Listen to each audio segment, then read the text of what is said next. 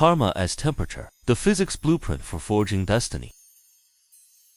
Welcome to today's deep dive. To be honest, we hear the word enlightenment tossed around in popular culture all the time, or we get buried under vague, floating pieces of chicken soup for the soul. But today, we are going to completely cast aside these blurry concepts. Instead, I am going to take you behind the scenes of ancient classics to uncover a blueprint of enlightenment that is incredibly rigorous, even filled with the grit of mechanical engineering. You might be surprised to find out that this is actually a highly precise science. Are you ready? Let's cut straight to the chase. Our roadmap for today is crystal clear. The trap of the blind man and the elephant. The craftsmanship of casting a bronze Buddha. The true meaning of Bodhi. Right awareness versus deviant awareness. How karma dynamically shapes reality. Part 1. The trap of the blind man and the elephant. Right out of the gate, we need to shatter a common cognitive blind spot. You've definitely heard the story of the blind man and the elephant, right? In the Durga Agama, the long discourses, King Jingmian tells this classic parable.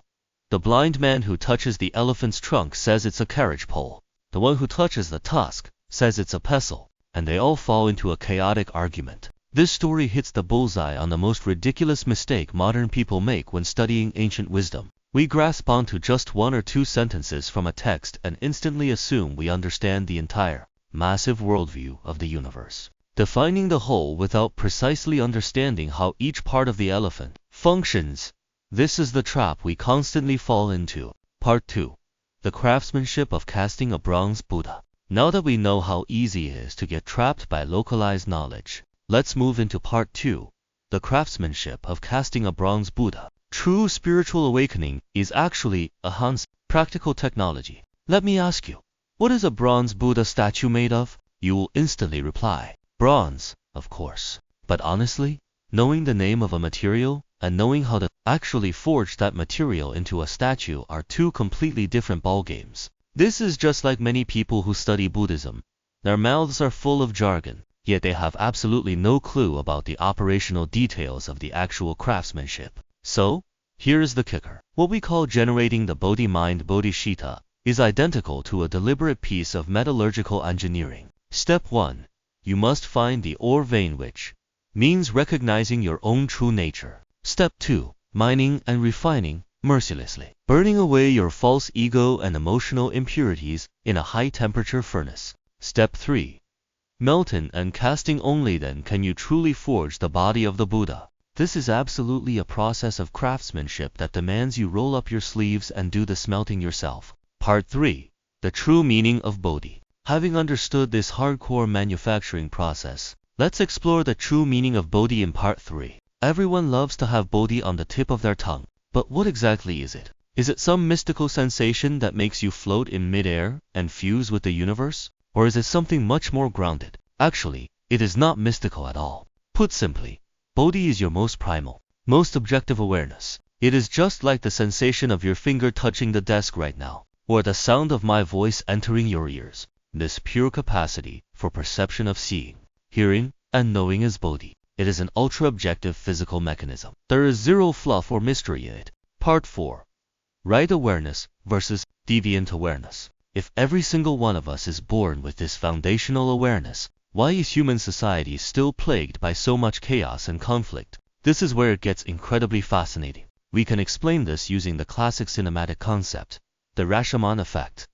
Based on objective facts, everyone frantically tacks on their own ego, emotions, and selfish desires. This twisted awareness, contaminated by personal bias, is what we call deviant awareness, wrong awareness. Conversely, that which perfectly reflects objective reality without a single shred of distortion is right awareness. Therefore, to achieve the same awakening as a Buddha, the so-called Anuttara Samyak Sambodhi, unsurpassed right and perfect enlightenment, means, in plain English, that your cognition and the objective reality of the universe must achieve a 100% flawless alignment. When observing this world, you do not apply a single drop of your subjective emotional filter. There is only pure, objective wisdom. Part 5.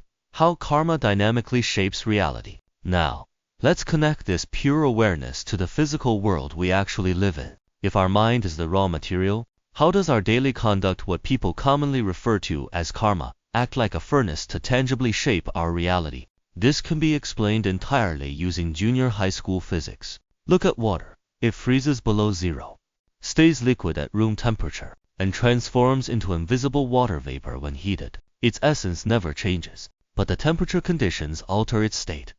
This is exactly how karma operates. Your karma is that specific temperature. It tangibly alters your state, precisely sculpting your current destiny and even your physical appearance. To be frank, the law of karma is absolutely impartial. You are the sole architect of your own universe. Whatever you output, you harvest directly back. If you manufacture the karma of a Buddha, you will become a Buddha. If you manufacture the karma of hell, you will walk right into hell. You must foot the bill for the physical and spiritual consequences of every single action. No one else can shoulder it for you. As this analysis comes to a close, I want to leave you with a question to ponder.